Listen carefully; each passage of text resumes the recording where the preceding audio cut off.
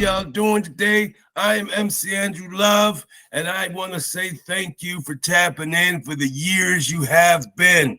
But I'm telling you something, folks. I go out there and I find some of the best talented musicians and artists that I could ever think of finding.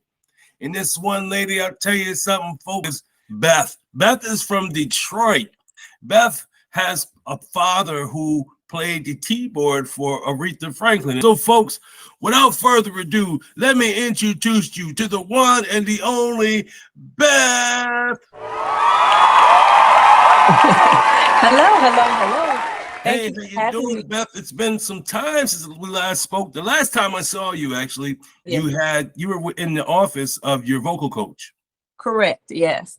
Shirley Smith. She's a great teacher. Great. But word on the street is now that you have a vocal coach, but now you have a stage coach too. I have a performance coach now. Yeah, stage coach. That's a ride, isn't it? That's like a horse and buggy. That's right. A ride. My bad, folks.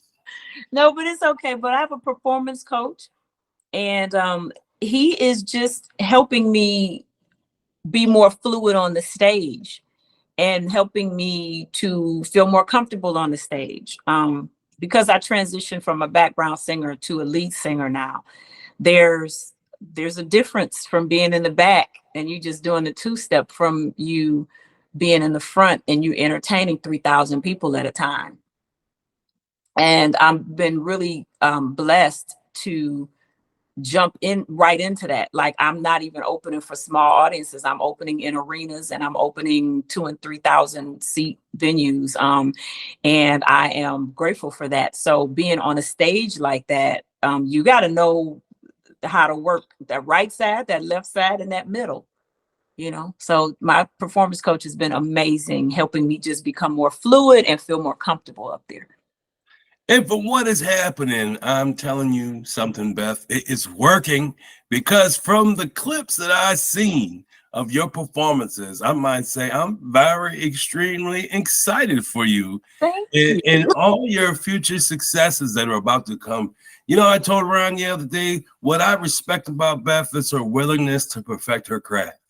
She just keeps going and doesn't stop, just like wants to be the best at it, and you can never be the best because there's always somebody better. But to try to get there and fill those shoes, now that to me is impeccable. And for that, I dig the vibes and I shout you out so much. And when I hit you, kudos, man. I'm bowing down to you right now, folks. For those folks that can't hear it, they can't see this video, but they can hear it. Well, I'm bowing down to her because she is a queen.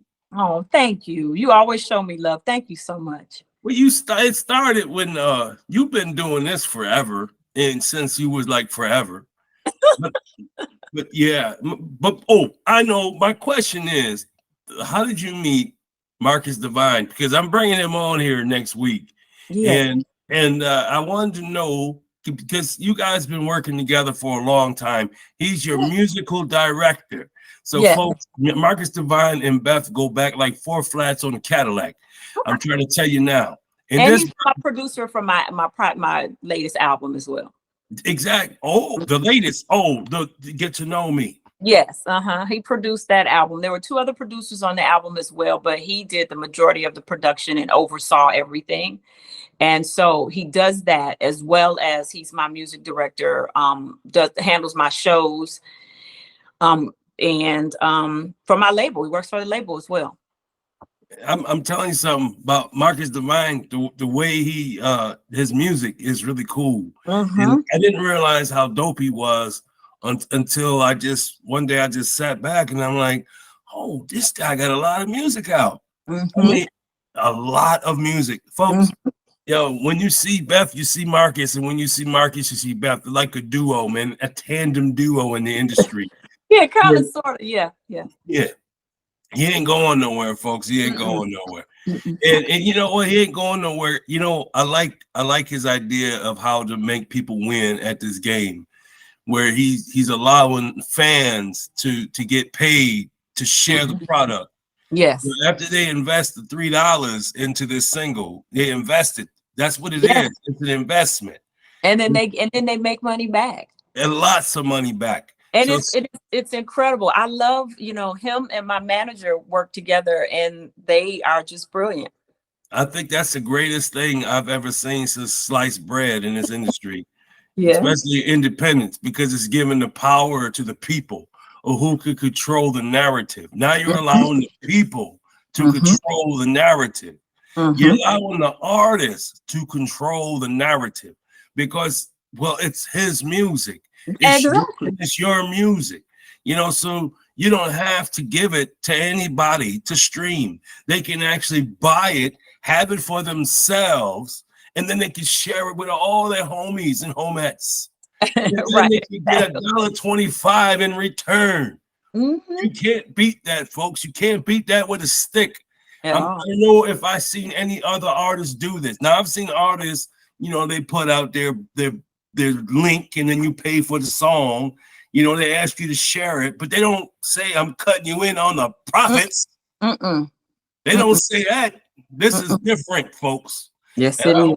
I hope Beth does the same thing with her next project, because if she does, she's gonna go far with this, man. Because Beth, I'm just listening to get to know me, man, and I still can't get enough of it. It's a great album. It's a great body of work. You put a lot of time and effort into it, and I want to say thank you. I really do. Thank you for gracing my ears with your presence. Thank you. And I hope you can see me live one day. I hope so too. Maybe one day you could head on out to Central New York and hit the Great New York State Fair. Maybe get on one of the big stages where BBD be getting on. I hope so. I hope that I do. Doors are opening and I'm starting to work a little bit more. So hopefully I can. Well, you are the shiznit. That's the way it is. Folks, you just don't understand. Don't even have to take my word for it. All you got to do is go tap into Beth. Beth is on all streaming platforms. And if you really want to get down to it, you can go to YouTube and tap into her videos, because she's got lots of them. And how did you meet Marcus Divine? I mean, can you tell us a story about how you and Marcus got together musically? Because I know he's a part of all your musical endeavors.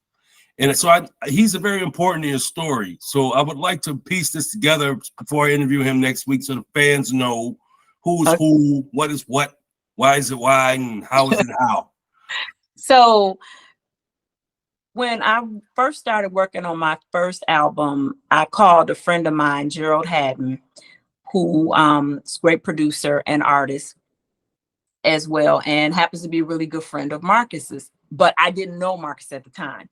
So I called Gerald, and Gerald happens to be Dietrich Haddon's brother. So we're all friends. And I called Gerald because he was doing production. And I had worked with Gerald on some projects a couple years before, and he was out in LA. And I said, Gerald, I'm looking for a producer. He was like, you should come out here. And I said, no, I don't want to come out to California, but I do want somebody here in Detroit. Who would you recommend? And he gave me a couple names, and Marcus was one of them, but I didn't call him at the time. When I knew Marcus's resume and his background, I just automatically assumed that he wouldn't work with me, because I was starting out as a new artist and just had no idea what I wanted to do. But I did work on one song with Marcus. I couldn't afford him, first of all. So I did one song with him and ended up finishing the rest of the album with Cordell Walton. But with me, so I skipped a part. So I had Marcus's number, but I never called him. But we were on Twitter, and he reached out to me in 2015 to get tickets for the Charlie Wilson concert. I was out with Kim on tour. It was Kim, Charlie Wilson, and Joe. And Charlie Wilson's band has a lot of Detroit people in it, Detroit musicians. Marcus had reached out to all of them to try to get a ticket for the show, because he happened to be in Vegas, and we were all in Vegas. This was one of the last shows. And so Marcus had reached out to them to try to get a ticket for the show, and nobody had any comp tickets. And so then he happened to reach out to me, and he said, hey, I just reached out to everybody in Charlie's camp. They don't have any comp tickets. Do you have any comp tickets? And I said, actually, I do. Now, at this time, me and Marcus had never met face to face. I just had his number, and we followed each other on social media. At that point, that was it. And so we literally met for the first time face to face in the food court area at Mandalay Bay in Las Vegas. And that was just for me to give him tickets and for us to meet face to face. After I gave him the tickets and we met and was like, hey, I've been wanting to meet you. I follow you on social media. Then I said, well, actually, I want to work with you. Would you be willing to work with me on my project, do a song with me? And he said, yes. And we did one song, which was Love Hurts, which was on my first album. And that song actually is the largest streamed song that I have between the two albums. And that's the largest streamed song that I have. It's over 100,000 streams on that song. Like, that song did really, really good in streaming for me. And that was the only song that I did with him on the first album. Then on the second album, so after we did the first album, when I was starting to work on my second album, my husband actually was like, I want you to work with Marcus. I want Marcus to do your second project. And from there, it turned into, will you be my music director? Will you get my band together? I have a record label. Will you help me with these things? So that's how that all evolved from us meeting in the food court in Vegas and Mandalay Bay, both from Detroit, but we just happened to be out there. Mandalay Bay. Yes. They have the MJ1 show there. Oh, okay. And I want to see it so badly. And I also want to go to Las Vegas because that is where New Edition is in residency right now, folks. Yes. New Edition. I saw them. Well, I didn't see the whole group, but I saw Belle Biv DeVoe. Mm-hmm. I waited in the shower in the rain for them in Buffalo, New York. Mm-hmm. Yeah, I waited for them, and it rained, and they came out early because it was raining. He said, I appreciate y'all waiting for us in the rain, Buffalo, New York. So, oh, how nice. Yeah, man, they came out, they did a show. I mean, yeah, I was soaking wet, but it was so worth it because they really, really did a thing. And then I saw them in Syracuse when they came to the State Fair, and they rocked the house, man. They're so good. I've seen them in Detroit a couple of times. They're really good. Shout out to Ron for doing his job the right way. And for hooking people up. That's what he does. He's the middleman. He's the middleman. When Beth can't do it, Ron does it best. I'm telling you that now, folks. And Beth, you are one of the greatest employers on the face of the planet. You are one of the best at choosing songs. You are so talented. You come from a family of musicians. You come from friends of musicians. You come as a child, you was able to breathe the air that these ladies breathed out. And you sucked on all this knowledge. But I want you to talk about that show that you're doing where you are the person that people can look up to. You're the one that's teaching them. You're Amplify, the Amplify company. Yeah, Amplify. Motown. So that's a Motown production. Yes, it is. It is in Motown Hitsville. The original Motown Museum, Hitsville, they have a program called Amplify. And Amplify is a talent competition that is set up to get new and emerging talent from Detroit and coach them and mentor them as the days of old, like Motown used to do. So we have performance coaches, which I was speaking that I have one.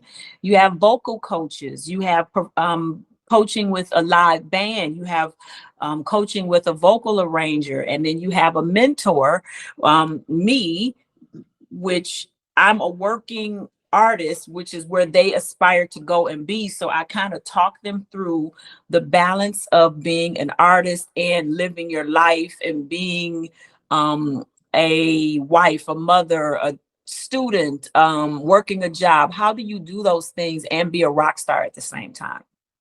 And how do you mentally compartmentalize or process your life on and off the stage? And how do you intertwine them and how do you separate them? And that's something that I have to actively do all the time.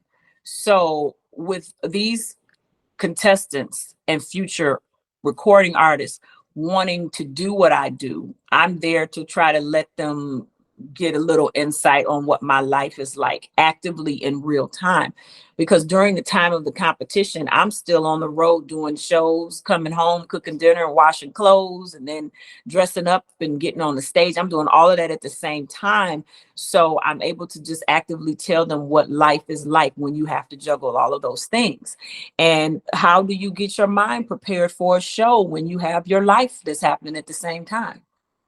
Are you going to answer that, or that's a general question? I mean, that's the question that I ask, that I answer for them. Each one kind of gives me an insight on what their life is like right now, and then we walk through and talk through how do they manage in the 3 months of going through the amplified competition. So I do a master class with them, and we talk about general synopsis of, you know, artistry and how to be an artist and how to come into your voice and your look and your image and all of those things, how to actively or correctively select a producer, how to use your photos, how do you put music out. And we kind of just breeze over it in the master class. And the class is only maybe 2 to 3 hours, and we still never talk about everything. And then after that, then I have 2 hours with each contestant, one-on-one Zoom calls where they can privately talk to me about things that they're dealing with and how they manage. And, you know, often there's tears shed, and you know, I meet their families and they're trying to figure out, I have to do this and I have to do this, and how do I do it? What would you do? And, you know, like that. So we really have intimate conversations on how to juggle. I'm digging advice, Beth. I really am. And that's important in the industry, because that can help breed some real good superstars and quality artists that will bring quality music to the industry, because that's what we need right now. We need quality over quantity, because there's so many. There's artists that are releasing songs like every 5 minutes. I'm serious. And like, it's not good. No. And I don't understand it. Like, for example, on Spotify, I tap into Spotify and I may play a song from an unknown artist. I just happen to like it.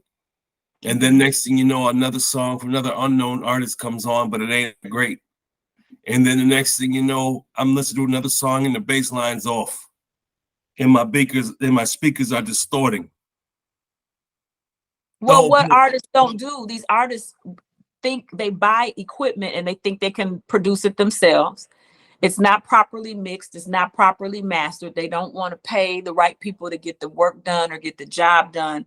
And those are some of the things that I talked to them in the masterclass. In the masterclass, at the end, I brought Marcus in so that he could talk to the contestants, because one of the final things is okay, you've gone through amplified competition, you know you want to be an artist, this is what you want to do, what is your next step? Putting out music. Well, how do you find a producer, or what do producers look for? And so they got a chance to actually talk to a producer and see what would he look for in an artist, and how would he produce, and those things. And these are questions that, as when I was starting out, these are questions that I would have loved to have been able to talk to somebody and ask them. You have no idea. And these people are putting music out, like you said, every 5 minutes. And, you know, or people say, I'm gonna put a record out, let's put it out next week. Like, that's not properly how you put music out. That's not how it's just bad. And so, I mean, I even have people tell me, they said, well, your album came out, why haven't you released anything else yet? And I said, I have a whole 12 songs that I have on my album. Like, I'm not dropping another album in 6 months. Like, we need to work the album that I have. So the whole concept of putting music out is different than what it used to be back in the day. You wait 3, 4, 5 years for your favorite artist to put a new project out, and we would wait for it, and it would be great. We would wait with bells on. That's what we'd be waiting. Yes. And so now people are putting out singles every 2 months, every 6 weeks, and you haven't even. And then so what it's causing people to do is to not invest in you as an artist, invest in your project, because their attention span is just as quick as you're putting music out. So they forget about, you know, and you have to, it's a process. So I'm just trying to give some of the things that I learned to these new artists that are coming out and tell them, take your time and put out a good project. Don't just put something out. Don't just post on Instagram you got new music. Like, it's more than that. Yeah, about quality, as I said before, folks, quality over quantity. And Beth and Marcus are giving us quality music when it's needed the most. And I tell you, your music, it goes next to Gladys Knight and the Pips. It goes next to Whitney Houston. It goes in between Mary J. Blige and Lauryn Hill. And these ladies that I'm mentioning are some of the GOATs of the industry. And Beth, to me, has always been one of the GOATs as well, because she's got time in, folks. Beth has got time in. And so because she has time in, and she has really like went beyond, far beyond the voice could ever bring her. And thank you. She's accumulated a lot of stuff, and she's been messing around with so many different artists. I'm talking the OJs, folks. The OJs. OJs ain't just putting on anybody in their background singing group. They're not doing that was amazing. You're not doing that. And Kim ain't gonna hire no slouch, folks. He knows who Beth is. And now, folks, she's working with Genuine. And Genuine. Everybody from the 90s loved Genuine, especially the ladies and some of the fellas. They listen, working with him. I always said if I could pick a time that I would have loved to have come out as an artist, I said I would have loved to have come out in the 90s. I've always said that. And then here I am working with an iconic 90s artist. So I'm having a ball working with him. I appreciate him sharing his stage and his audience with me. I opened for him in December of 2023, and he and his management heard me, and they were like, "Oh, we love you. Would you like to keep working with us?" And I was like, "Yeah." And so that's what happened. But I got to thank Marcus Divine for that. Marcus was working with Genuine, and he was the plug for that. Marcus Divine is the shiznit, folks. Marcus Divine, you are the shiznit. We want to thank you so much for your hard work and dedication in this industry. What you're doing is just formidable. Like, you are an entrepreneur, like you're a businessman personified. You know how to run a business and be successful at it. And now you're bringing that same business acumen into the music industry. To me, that's a miracle. And we want to say thank you, Marcus Divine, for that, because it's needed in the industry. It really is. These folks don't know what they're getting into when they sign up for a record label. They don't know. They don't know. They think they do, but they don't. And they see numbers bigger than they ever had before. They're like, oh, my God, I'm making money. No, you're not. You're not. You're leaving money on the table, bro. You're leaving money on the table.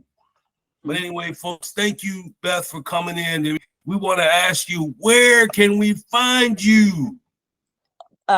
People can find me on all social media platforms at Beth Always Sings, or you can just go to my website, which is bethalwayssings.com, and that'll take you to everything. And my music, just everything. There's some merch on there. Show dates, everything. So yeah, I'm having a good time with this second album, and actually looking forward to starting to conceptualize the third. You know, we're kind of looking forward to that too, man. I asked Ron, hey Ron, is there anything coming from Beth in the future? And he says, well, you're gonna have to ask you that yourself. Yeah, you know, there's another book coming out, another children's book. And so that's actually completed, but I don't have a date yet. So it's another book. There'll be some more music, but I'm really looking forward to my third album. Like, I'm just, you know, I love album number 2, but I'm looking forward to growing into number 3.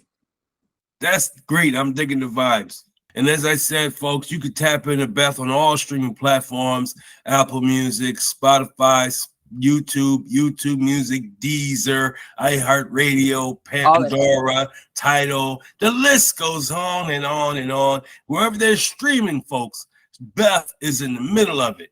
But as good as you are, you should be the world's famous right now. Well, it's not time yet. Thank you, though. Oh, it's going to be time soon because you're going to be a wanted person in every stage, on all cameras, in people's YouTube videos. People want to work with you on their songs. I Thank can you. just see it, man. It's going to happen. It's just taking us forever, and it irks me because all my favorite artists are they slowly but surely getting their kudos and getting their flowers because the industry is changing. Well, the mindset of the people is changing. Mm-hmm. Black folks are becoming aware, and they starting to understand. Well, some of these artists, they're really going through a lot of pain and turmoil and strife. And now we're getting to see it. And now, because social media has really opened up the Pandora's box, if you will. Because it's telling all. Yeah. And now there's no secrets. There's no personal life. You don't have privacy anymore. What is privacy? I don't know. I don't see it.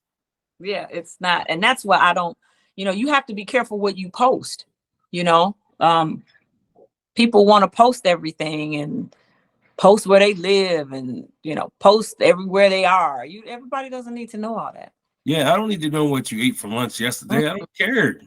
Keep your food to yourself. But anyway, Motown, man, did they redid Hitsville, like the museum? Has it been rebuilt and everything? They're working on it. They're in different phases of redoing the building. Of course, Studio A has been kept, but they are building around it, and they're in the process of building a theater where there will be performances and concerts can be put on there. So they're really expanding. It's a multi-million-dollar project, and it's gonna be beautiful. Who owns Motown now? So the actual museum is run by Robin Terry, and she's the CEO or COO of the Motown Museum in Hitsville. And her grandmother was Esther Gordy Edwards, Berry Gordy's sister. So the granddaughter, his great niece, is running the museum in Hitsville right now. Yeah. So they don't own the label anymore. No, the label is under Universal, I believe.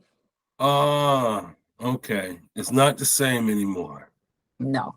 Yeah, I miss old Motown. I missed it when the black people ran the record labels and the radio stations. Like they ran the airwaves. Mm-hmm. And it started with rock and roll, and we had Little Richard, but the parents loved Little Richard. They're like, oh, we like Little Richard. You ain't gotta worry about him. He's good. James Brown though. Ooh, he's something else. Yeah, watch James. But I mean, everything is just different. I'm looking forward to seeing the expansion and its completion and how it brings people back to Motown and how Motown started. I just wish that the artists that were coming out, the new artists were coming out, have more artist development. They just don't have it now. They just don't have it. And so that's what we're trying to do with the Amplify, is to teach. And that's cool, man. That's needed to be done across the country. I hope other people take a little bit of lead off of that, and start teaching the business the way it's supposed to be taught. Teach the kids about, your ASCAPs and BMIs and sound exchanges. That's why I love my manager. He's so knowledgeable with all of that stuff, So yeah, it's you gotta protect your ISP, your IP, your intellectual property. Mm-hmm. It's yours. Yeah, you created it. You sweated through that. That's why I want to put my own music out too. Yeah, and I'm proud of you for that, because you could be signed. You could have a label representing you because you got a lot of connections in the industry. So if you no, it's not that simple. It seems like it would be, but it's not that simple. That's crazy. I've never met with a label, and I've never had a label hear me and approach me for anything. Damn. In fact, I've had people tell me, like, you'd be surprised. It's not what you think. No. I was hoping I was wrong. I was hoping that you would agree with me. You're like, yeah, I could, but I decided to go another route. I decided to DIY. Nothing and no one Damn. Yo, people are crazy, man. Hey, let me just say this, y'all, in the industry. You sleeping on somebody that's really good. You sleeping on her, man. You're not giving her the kudos that she deserves in this industry. You know what I'm gonna do? I'm gonna cap this. I'm just gonna highlight this one myself, and then I'm gonna just put it out there everywhere what I'm saying, because this is important. Beth, to me, is a superstar, and you gotta understand her music is great. Her music is great because anybody can listen to it. You got families that can tune in to Beth and actually enjoy what they're hearing. You don't, You're not afraid to let your little girls listen to Beth, because Beth ain't talking about stuff that don't need to be talked about. She's talking about reality subjects that everybody talks about. So why don't we just cut to the chase and give Beth her props? And maybe it'll happen one. No, you got to send her. She's got a room in a seat at the table. That's where Beth is at. She's at the table. Now you got to pull a chair out so Beth can sit, because she's hungry and she's ready to eat. That's right. That's right. And I'm going to eat. Oh, you're going to eat. You're going to eat. And it's going to happen. Yeah, it's going to happen, folks. It is. Because Andrew Love, MC Andrew Love, knows talent when he sees talent a mile away. Thank you. Anyway. Thank you for coming through, Beth. I appreciate the time. I appreciate you coming through. You are always a pleasure to have. I know I do a lot of talking, but today I think I was more quiet and let you do more. Okay? You all right. I had a good time talking with you and chatting with you, and I'm glad I'm here, and I'm glad I was able to come back. I really appreciate that. Oh yeah, but I've been following your career since I heard about you. And when I found out you was on The Voice and I went back and watched those old shows, I was like, she should have won this. Thank you. Yeah, you should have won it. And I think just the reason why you didn't win it, because people don't give you your flowers. They don't know what you got in store for them. But when they realize just how talented you are, because you're going to win something, somebody is going to one day say, you know what, she needs to be in the Grammys. Or at least she needs to be nominated for a Grammy. So let's nominate her this year. You know what? I'm going to talk to somebody who's in the Grammy selection committee. I'm going to throw your name out there. And I'm going to say, you should check out Beth's new music. It's going to have to be your new music. Your new album is coming out. Yeah, we're working on some things that'll, be released or whatnot. So when that album comes out, I'm going to highlight that album. I'm going to tell everybody I know about it. And especially at my job, I'm going to say, hey, yo, you ever heard Beth? You knew Beth's new music? Or I didn't even talk about Beth's old music. I'm going to talk about all your records, all 2 of them so far. You said all 2 of them, right? But I'm glad you waited. I'm glad you're waiting, because you're making me anxious to hear what's coming up next. And I'm looking forward to it, because I keep thinking about it like, damn, when's Beth coming out with some new music? Because everybody... 25. We'll probably do the fall of next year. That's a great time too, because it's laid back, it's cold outside, and the way your music vibes to people, it's like, yeah, I can relax to this music. Right. Yeah. It's a chill vibe with Beth. Yeah. That's what we. Well, yeah, and I can't wait. I'm looking forward to it. I really am. Thank you. Thank you for coming through, Beth. It's been a pleasure. It's been an honor. You are an amazing artist. You have always been an amazing artist. You will always be an amazing artist. You are the shiznit in my eyes. And that's just the way it is. You are the shiznit, and that's just the way it is. And thank you. People need to give people really need to give kudos where kudos is due. So that's why I'm giving you your flowers while you're still alive. Because I want you to know that I appreciate you, everything you're doing in the industry, in independently. It don't matter, because it's your music, and your music reaches me anyway. So I'm cool with that. Thank you.